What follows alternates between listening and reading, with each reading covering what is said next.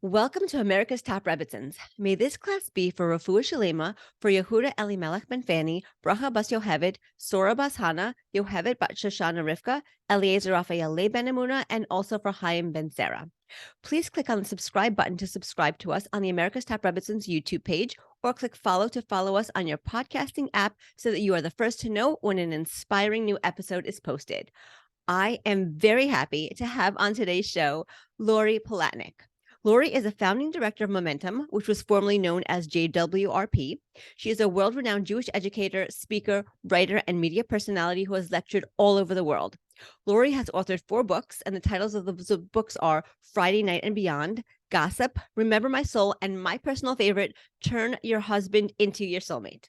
In 2014, Lori was named one of the 10 women to watch by Jewish Women International in recognition of her contribution to Jewish women throughout the world. Hadassah named Lori one of the most outstanding Jewish women of our time, and the media outlet Izzy included Lori in its Global Jewish 100 list for moving Jewish culture forward. In 2020, Lori was selected to light the diaspora torch at the national ceremony for Israel's 72nd Independence Day. Wow. Wow. You have accomplished so much, Lori. It's so amazing. Please tell us more about yourself and what you do in your own words. Well, I think it's a little overwhelming when I hear somebody else describe my life, but my life is very full, thank God. I have 5 kids. I live in Israel. I was originally from Toronto. I met my husband in Israel many years ago, over 30 years ago. I'd say 36 years ago. Could that be? Yeah, so I think like 36 years ago we met. We had planned to live in Israel, but God had other plans, and we ended up living in Toronto for the first 13 years of our marriage, where I'm originally from. My husband's from Chicago, and we built up a community there called the Village Shul, and I started teaching and speaking. Then we moved to the States. After the Village Shul took off, we gave it to another rabbi to run. Oops, I apologize. Gave it another rabbi to run, and we decided to help other communities. So we moved to the United States. And the last 13 years, before we moved back to Israel, which we moved back about 4.5 years ago, the last 13 years we were in the Washington, D.C. area in Rockville, Maryland. So when I moved to the States, so sort of my speaking, part of my life took off. There's a lot of rabbis on the speaking circuit. There's not a lot of women. So I was, speaking around the world, and I saw that Jewish communities were not going in the right direction. They were getting weaker and weaker. So, and I would get like crazy job offers. I'd come home and say to my husband, "So you want to be the chief rabbi of Costa Rica? Comes with maids." And he's like, "I don't speak Spanish." I'm like, "Yaakov, you're smart. You can, you can learn. Comes with maids, a driver. Come on." So obviously, we're not moving to Costa Rica, and we're not moving to Johannesburg, and we're not moving to Atlanta. So what was I going to do? So I gathered 7 other women together, and we started something called, as you said, the JWRP, the Jewish Women's Renaissance Project, which is now called Momentum. And the idea was to partner with local organizations, which I saw were struggling, and to help them go from good to great. And the platform was by influencing the influencer, which is the Jewish mother. And because we found in general in our work in Jewish communal work that a community lives and dies by where the women are at. So if you could influence the mother, the whole theory of change is if you inspire a woman, you inspire a family. And if you inspire enough families, you inspire a community. And if you can inspire enough communities, you could change the world. And everything's done in partnership. We have over 300 partnering organizations in 34 countries. We partner also with Mizrata Futso, which is the Ministry of Diaspora Affairs in Israel. This all took time. Since 2009, we've brought over 22,000 participants from 34 countries. And we started a few years ago bringing husbands. So we have, if you think about the word momentum, like there's mom, and then there's men, but in the middle is me. So the idea is to empower and inspire and engage the Jewish mother. We have 4 goals for everything we do has 4 goals. One is to connect to Jewish values, to engage with Israel, to take responsibility, to take action, and to foster achdut velo achidut, which is unity without uniformity, which is actually a very good segue into our topic today. But so 4.5 years ago, my husband and I moved back here, and this is my home in Jerusalem. We live in a neighborhood just outside the old city. It's called Musrara. It's near Mamilla Mall, and it's a very cool, funky, sort of very eclectic neighborhood. And we love it. And 3 out of 5 of our kids live here. Wow. And I'm not giving up on the other 2. One day, God willing. And you know, yeah, as you said, I write books, I speak, but really, my life is very filled with running Momentum. We now have 60 people who work for us full time around the world, and it has been the most. It's really I don't know. We feel like we're living the dream here, and both in our work and in where we are. So we're very, very grateful. Yes, and Momentum is a very special program. I was there in 2015. I was a Momentum participant. So I'm speaking from personal experience. For anybody who is listening who hasn't participated in one of these trips, it's really, really a life-changing experience. You should definitely look into it. I'll include a link to Momentum in the podcast description. So if anybody's Okay. interested, they can learn Great. more. So just so people should know that it's really designed for a Jewish mother who has children at home under the age of 18, who is very, very much disengaged from her Judaism and the Yes. Jewish community and Israel. So it's really bringing people who, without this, are at risk of really falling off the Jewish map. Yes, for sure. Definitely. So today we're going to have a very interesting topic to talk about. We are going to talk about Moshiach. So Moshiach is also known as the Messiah, and he's the long-awaited Jewish leader who will usher in an era of world peace and godly awareness. There is so much to say about this topic, and we're going to have a really deep and engaging conversation. I'm really looking forward to it. So let's start at the beginning. Can you please explain to us about the concept of Moshiach? Who or what is Moshiach?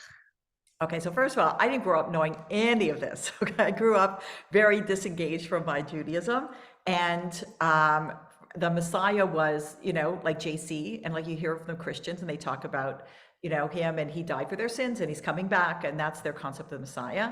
And then as I got more Jewishly engaged as a young adult, you would hear like Mashiach, Mashiach, Mashiach, na na na na na, and then you'd see the vans and the blasts and the posters. It was mostly, oh, that must be a Chabad thing, okay, a Lubavitch thing. But it turns out to be one of the 13 principles of faith, is knowing that ultimately that there will be a Jewish leader who will, like, as you say, usher in a very different time. And so I'm not an expert in this topic, but I did my book called Remember My Soul. I did a lot of research on, because it really is linked to very much like, what happens in terms of, how the world and end of days and also what happens in the world to come, and what, like, it's sort of all linked together. So I started learning about it, and it was fascinating. So I'm really happy to talk about it with you. But Mashiach is a human being. He's not coming down in fairy dust. He's going to be born. He's going to grow up. I don't know what school he's going to go to. I'm sure he'll get good grades. And there will be a time where it will be very clear to all that this is the Messiah, and this will be the leader of the Jewish people. And again, like as you said, we'll usher in a very different time in the world. But the world is the world it is. Okay. So can you talk a little bit more about that? Like, what do you mean by when you say the world is the world it is? So it doesn't mean that that we're all like flying over to, like, we're not like, there's nothing mystical that's happening. It's very practical. Like the Mashiach will be born, he will grow up. We believe our tradition is that he will come from the lineage of King David, interestingly. And King David, of course, is descended, from a convert, and it's very interesting how the whole system works. But it is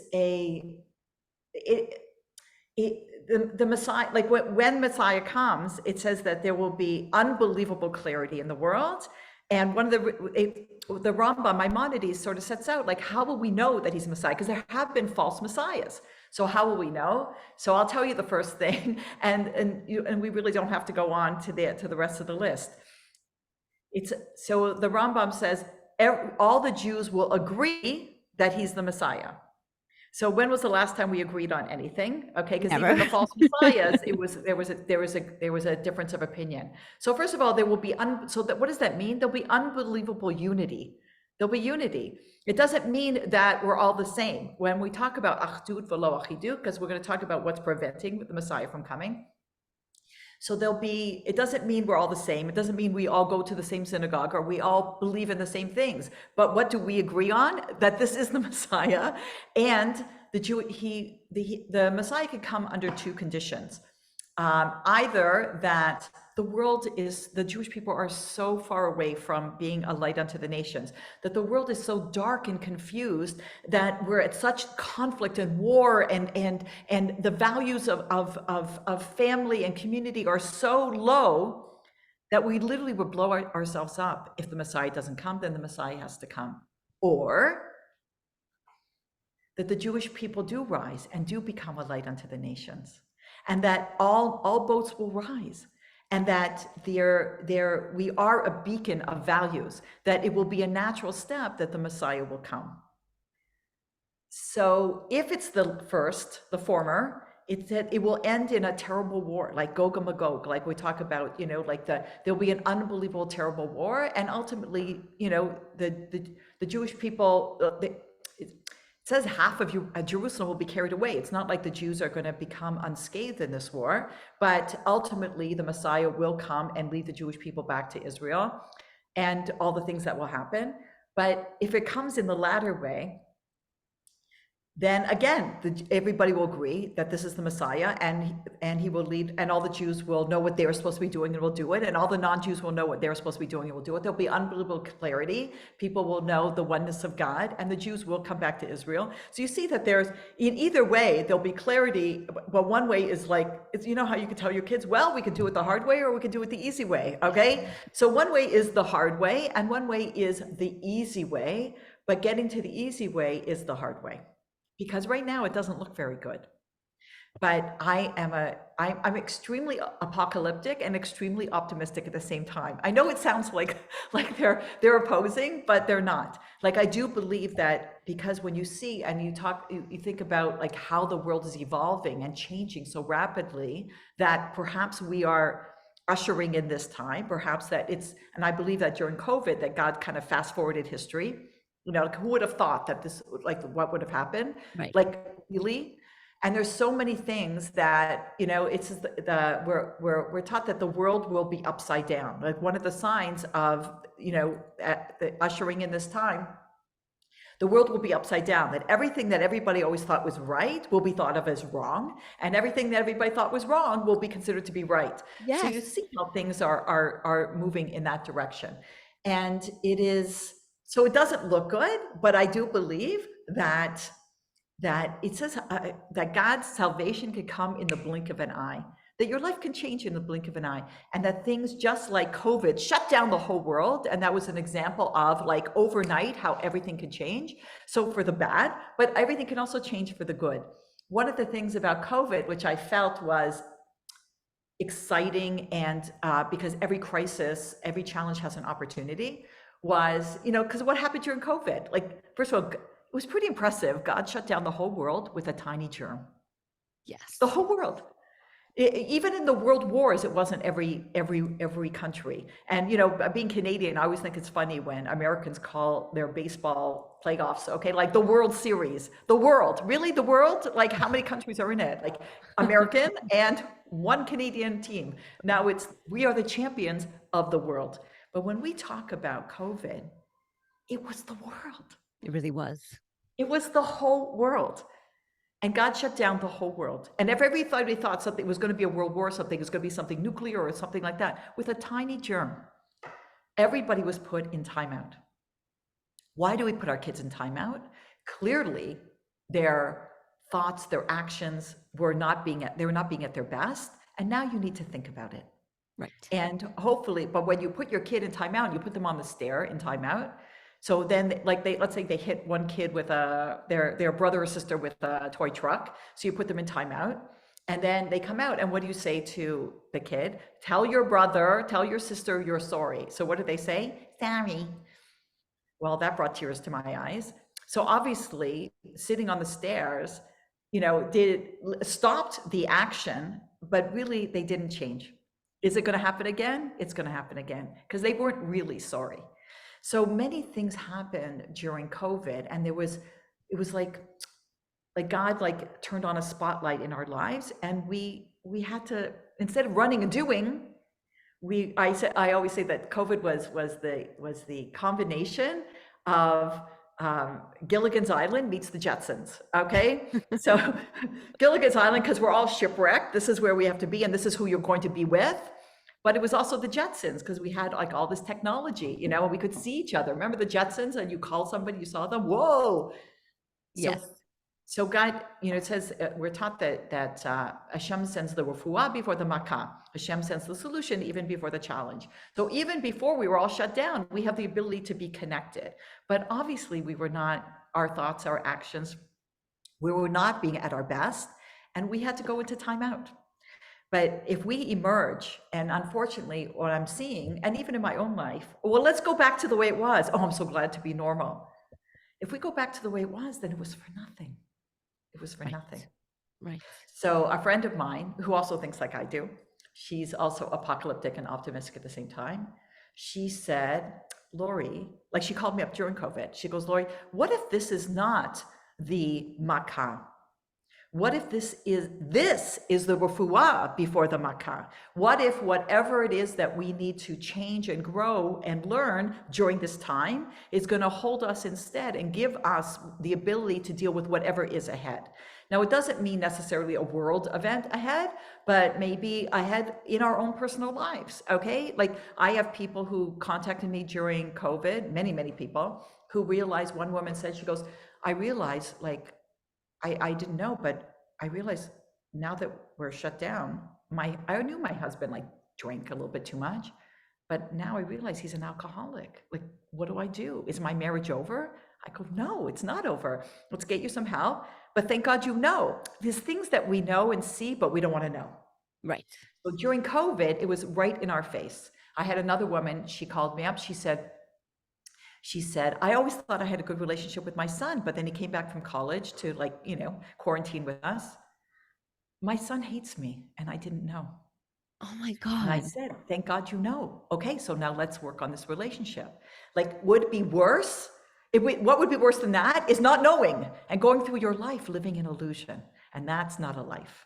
So we need clarity in our personal lives, in our work, the Jewish people, in our role. What is our job as the Jewish people? We need clarity and the courage to live that clarity. So this, again, I believe that the world, not just through but also through technology, everything's being fast forward. We are connected and we've never been more connected and more disconnected at the same time. And we're living in very, very interesting, very not boring times, that's for sure.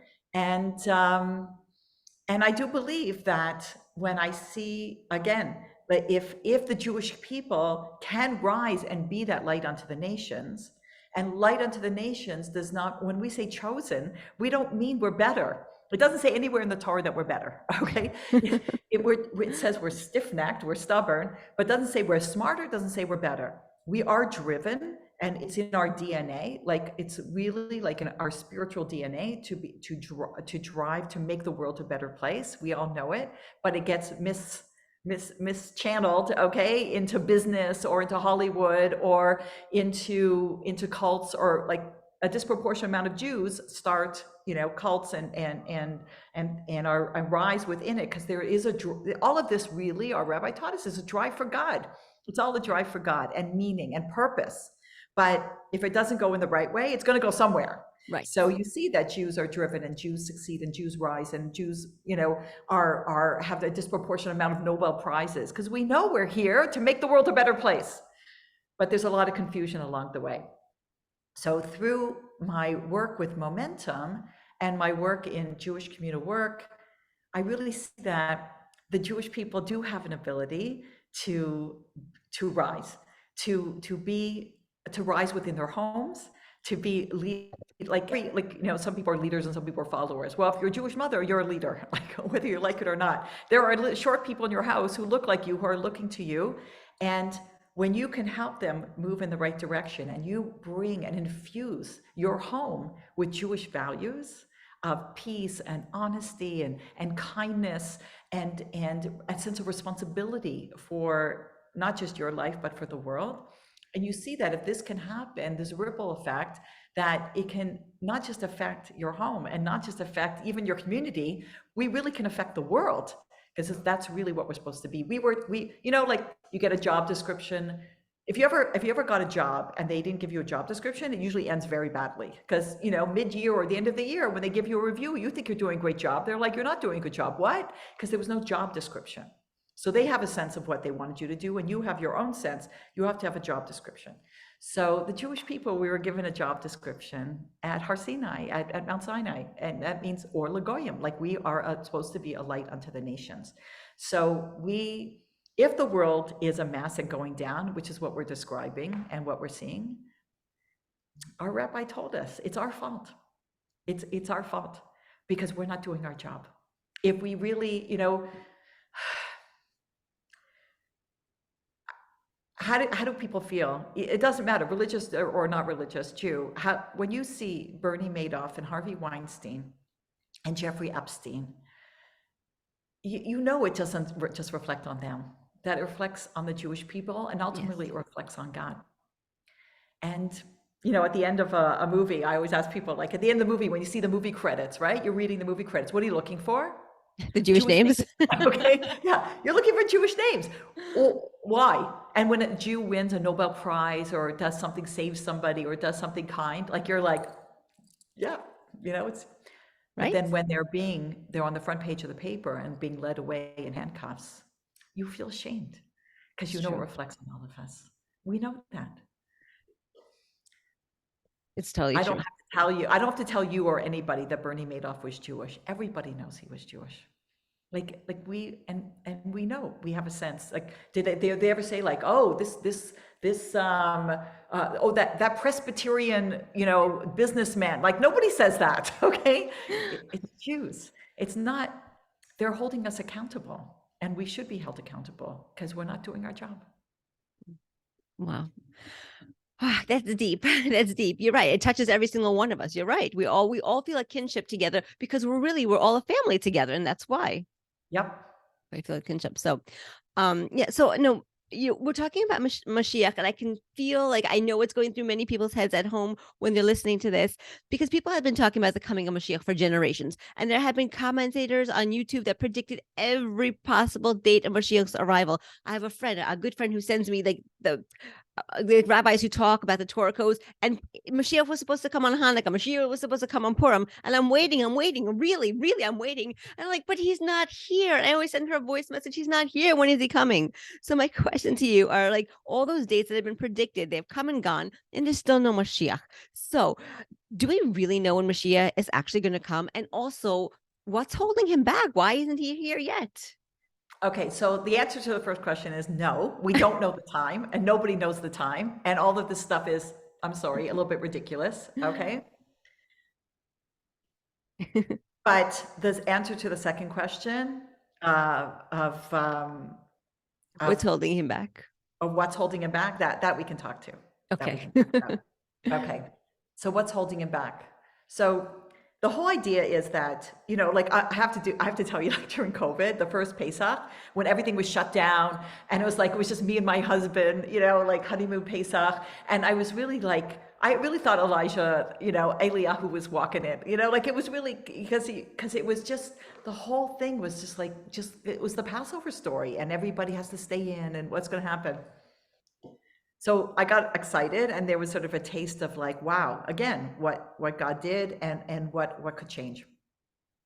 So because it says that Eliyahu, Elijah, will come and also announce, like, okay, like, here we go. Okay, the Messiah's on his way. And if you rewind of why we're in exile, why we're in this mess, why we're not in, whether it's the Garden of Eden, Gan Eden, why when was the last time the Jews were unified and we were supposed to be that light unto the nations and trying to fulfill? It was, you see, we had the Beit HaMikdash, we had the temple. So we had two temples and both were destroyed on the same day, on Tisha B'Av, the 9th of Av, hundreds of years apart. What a coincidence. So on Tisha B'Av, so why was the last temple destroyed? The last temple was not, because the whole idea is like when we talk about the Messiah, Moshiach, so Moshiach will come. He will, one of the signs of the Moshiach, not just that we all agree, is that he will rebuild the third temple. Right. So until the last brick goes into the third temple, it's looking good, okay? But you have to do all of this.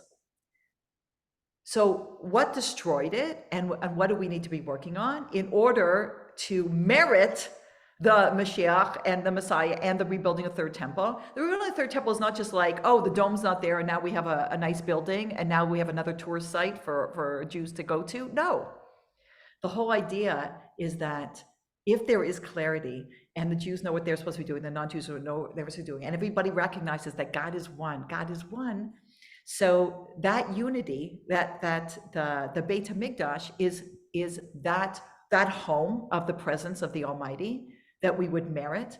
And it used to be Jews and non-Jews could go to the Beit HaMikdash and offer Thanksgiving offerings and sin offerings and celebrate, and that divine presence was there. That's where it was strongest. Right now, all we have is the Kotel, the Western Wall, which was the outer wall, okay, of the retaining wall of the Beit HaMikdash.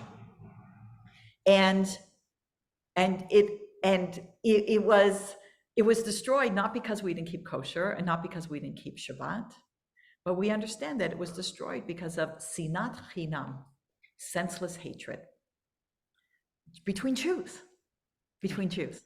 So again, we get divine protection. So yes, there was a war and you have the Babylonians, you have the Romans and all the things that go on. But in the end, God runs the world and God can protect us and God can, or divine protection can fall. And it's clear in Tanakh, it's clear in Jewish history that meriting divine protection is hand in hand with being unified, feeling like you were saying, like knowing, and not just knowing, but living that we're one family.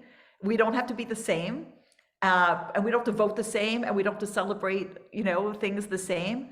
But we're one. We're there for each other. So whenever we get into the weeks leading into and the days leading to Tisha B'Av, everybody always works on. Everybody says we have to work on whatever's preventing us from rebuilding the Beit HaMikdash, because this is the day that the Beit HaMikdash was destroyed. So what's the opposite? What's the tikkun? What's the rectification of senseless hatred, of sinat chinam? So I believe that people mistakenly say that, oh, we have to work on ahavat chinam, okay? Senseless love. Now, are you married? Yes.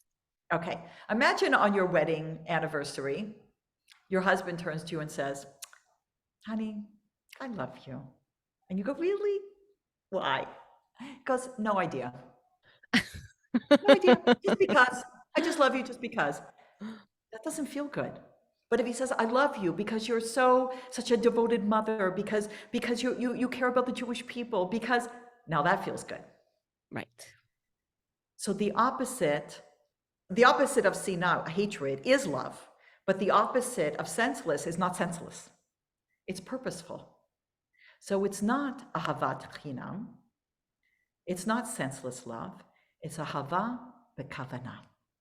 Oh, It's interesting. love with a purpose.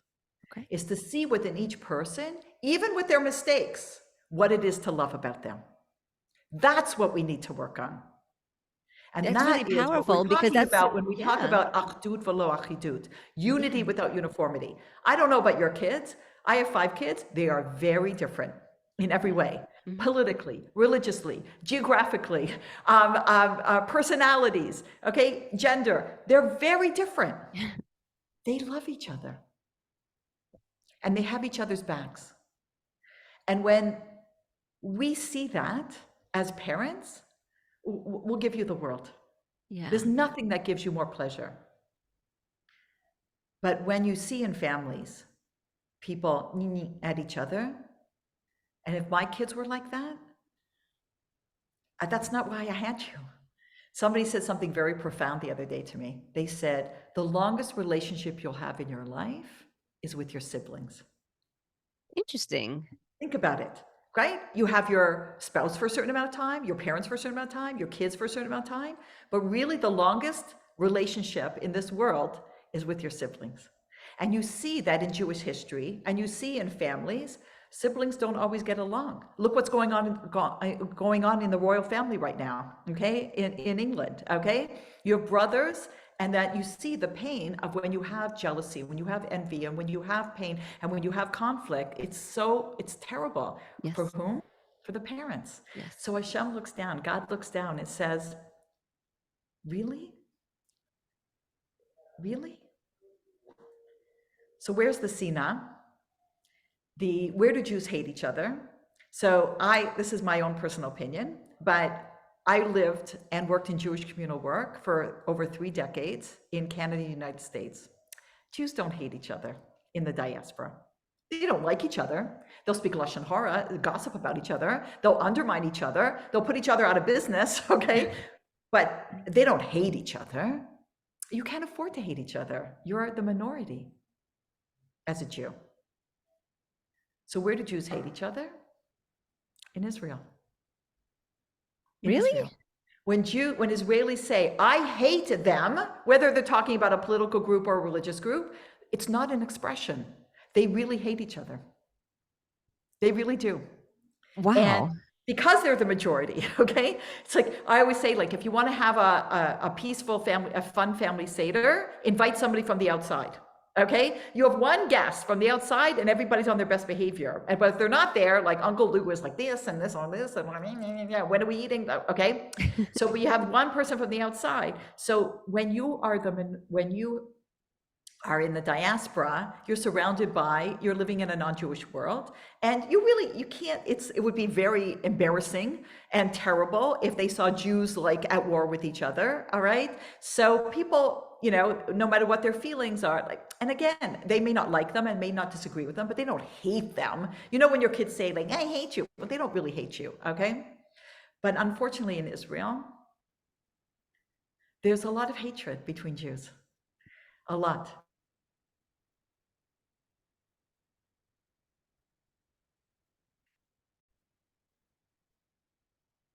So Jews hate each other in Israel, not just because they have the luxury of being the majority and to be able to do that, but you know how you say in America, like there are 2 things that you should never speak to your friends about, politics and religion? In Israel, that's all you talk about, okay? It's politics and religion are not separate. They're very intertwined, and it creates a very explosive society. And Jews are driven, as we said before, which is a positive that we have, but it can be also a negative because Jews are intense. Jews care. That's the positive of it. Yes. But Jews care so much that if you're going to do I always say if you're going to do a survey in a neighborhood, and in North America, you're going to do a survey. Should we pave the sidewalks? Okay. Should we repave the sidewalks? So then you get the results back. The city gets the result back. So this percentage say yes, this percentage say no, and this percentage says no opinion. Where are the Jews? No opinion. The Jews are either yes or no. They're not in no opinion. You don't think so? Jews have opinions. Okay. The positive is that because we care, we have opinions and we're passionate and we're driven. But the negative it can create between each other. Because my opinion is different than your opinion. So the whole idea, again, it's not, well, once everybody keeps Shabbat or once everybody votes this way, then everything would be fine. No, what are we being taught? What is the Talmud saying? What does the Rambam say? What does Maimonides say? What do we see in the world? It's very clear, like that it's because we hate each other. So we have to work on loving each other, not making each other the same. Okay, if only you would be like me, everything would be fine. No, it's to see, okay, we're different, but what is it to make the effort to love the person? What is it that about them that I can love, even if they're making mistakes? I'm not saying everybody's right. If everybody's right, nobody's right. Okay, like I'm not saying everybody's right, but just because somebody's making a mistake, our rabbi says that the definition of sinat chinam is when you hate somebody because their mistakes are different than yours. Interesting. I would never do that, and I believe you, but you would do something else. Do you hear? Yes. So senseless hatred is when you hate somebody because their mistakes are different than yours. Because everybody makes mistakes. Yes. So I'm going to hate you for yours. It's an interesting perspective. It's fascinating, but I also really like what you said about purposeful love. That's also something that I've never heard of before, because it really is, between people. Even if you meet a Jew that you've never met before, this is like somebody you've been introduced to, you've never met them before. Sometimes right off the bat when you meet somebody, you don't always like them, but if you stop for a minute and instead of going down the direction, I don't like them, I hate them, whatever, you say, wait a minute, there's something beautiful about each Jew, and you just stop yourself for a minute and you look and you find something. I guarantee that everybody could find something that they at least like in the other person. Even if they wouldn't be best friends with them, there's at least one thing that you like in the other person. It could even be their sense of style. It could even be something like that. But even if you look deeper, you can see them on the neshama level, on the soul level, that they're a good person, like deep down inside. It Yeah, just but takes a God is moment to look. demanding a little bit more than just like. He really wants the love. Yes, love. Okay. Love. It's a mitzvah to love your fellow Jew. V'ahavta l'recha kamocha. Okay? It's a mitzvah. It doesn't mean like it's a nice thing to do. It's a commandment and a responsibility.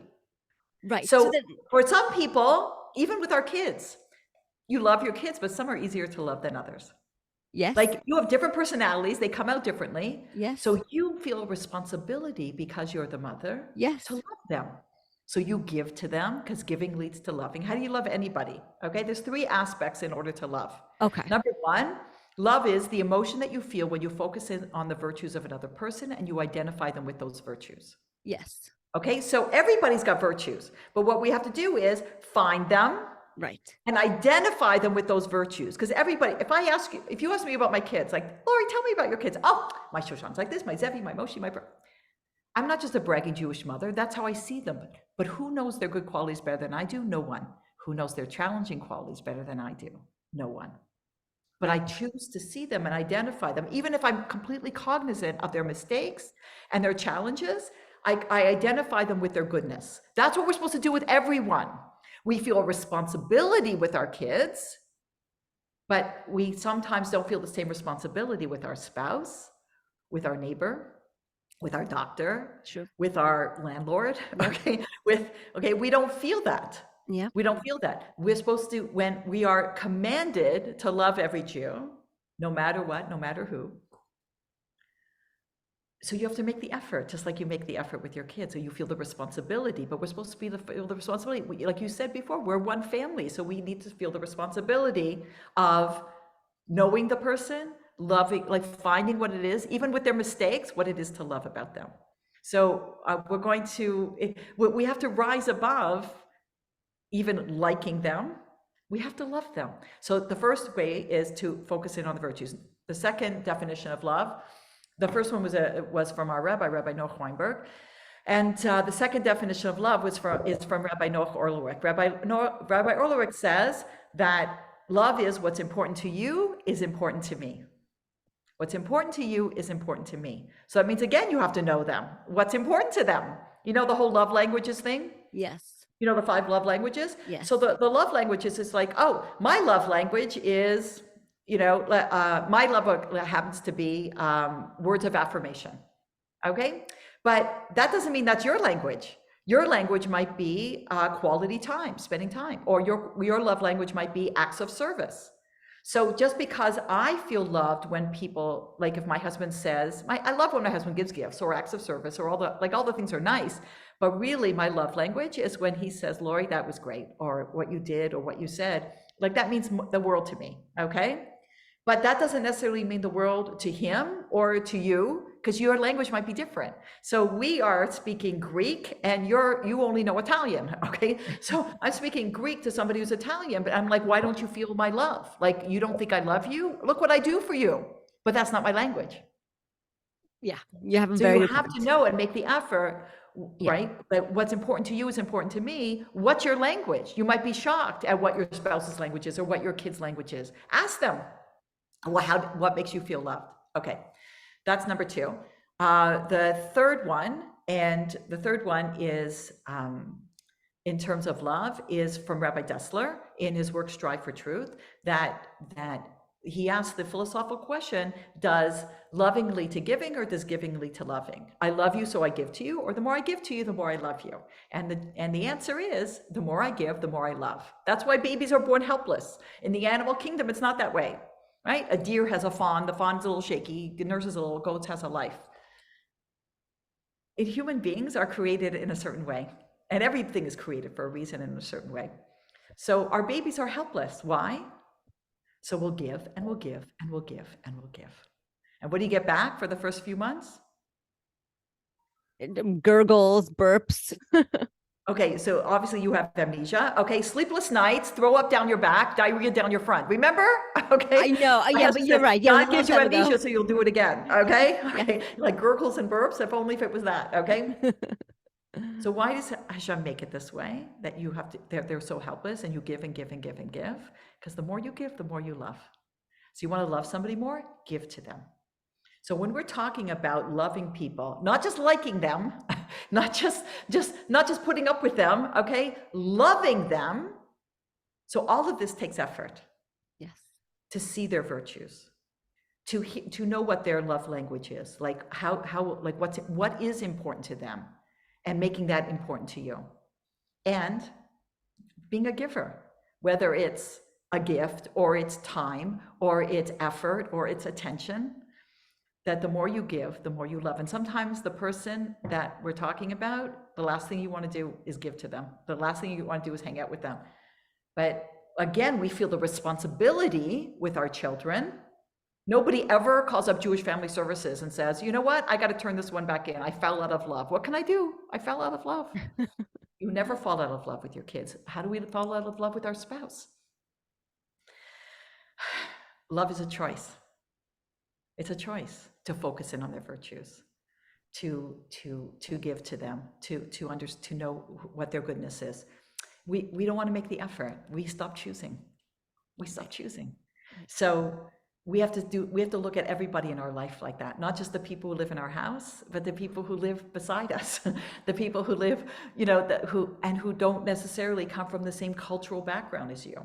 Like, I'm living in Israel right now. Like, I'm not Israeli. I'm an Israeli citizen, but being Israeli, like I grew up in Canada. Canadians are sorry for everything. Israelis are sorry for nothing. Okay. Customer service in America, the customer's always right. In Israel, the customer's never right. Okay, that's how you begin.